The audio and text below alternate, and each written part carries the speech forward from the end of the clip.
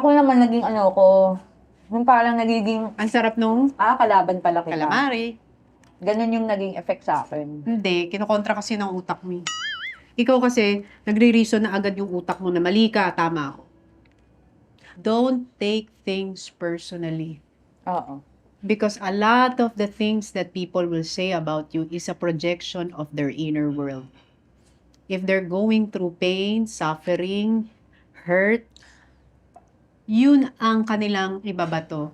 Kasi nga siguro tingin ko parang lahat ng tao tingin nila, wala namang effect sa kanya to. Sige, palalain natin. Hindi nila iniisip yung consequence na hindi nila naiisip na you're a mom, you're a sister, you're a wife, you're a daughter. Hindi na nila maisip yun. Kaya nga, alam mo yun na parang binobombard ka ng ganun. So, doon ako naiinis talaga sa mga tao. Parang may iyak pa ako dito. Ikaw ang naiyak. Hindi kasi naiinis na ako sa ibang tao. Parang hindi nila naiintindihan na nanay ka, tapos kapatid ka, asawa ka. Parang akala nila lahat. Tapos pag minsan nga naiinis na ako pag ako na rin magte-text sa akin, "Hoy, totoo ba ganito yung ate mo?" Parang, ano pa kayo? Ang ate ko nasa bahay. Ngayon, nananahimik ka na. Nanganak ka, hindi pa din sila tumitigil. Ngayon, actually, nabibwisit na nga rin ako pag may nag-text sa akin. Gusto ko nang sumagot, pero syempre, hindi akong nasa tamang posisyon magsalita ng ganun. Kasi una sa lahat, huwag kang masama, baka ikaw ang ano yun namin. Okay ko pa trending namin. Oo. So, parang sinasabi mo yun lagi, wag kang sasagot sa akin, di na kita spokesperson, wag mo akong pagtanggol. Wala. Kasi ayaw mo ng ganun. Kami na nga minsan ni na JC yung nagko-convince sa yung magalit, hindi ka pa nga nagkagalit. Bakit mo hahayaan yung outer environment i-affect yung inner world?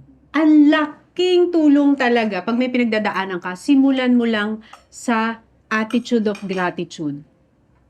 Kaysa tignan mo yung kulang, wala, mali. Katulad dito, ano ba, pupunta ako dito. Grabe, dati, 90s, walang aircon yung kotse. Tama Tuwing pupunta ako sa isang event, basang-basa ako ng pawis. Kailangan, kung anong suot ko sa kotse, pambahay, tapos pagdating sa event, tatakbo agad ako sa CR, magpapalit ako ng pang-ano. Tapos kung simulan mo lang sa ganun, pupunta ka sa isang event, may mabasa kang masamang nasabi sa'yo, tapos i-shift mo lang yung mindset mo. Uy, naka-aircon ako. Dati wala tayong aircon sa kotse. Lagi pag ano yung kotse Basang-basa natin. Lagi yung pa tumitirik. tumitirik yung kotse Tumitirik pa sa natin. gitna ng Tiyendesitas. Ngayon, Ingkos pa kami ng traffic. nakakapunta tayo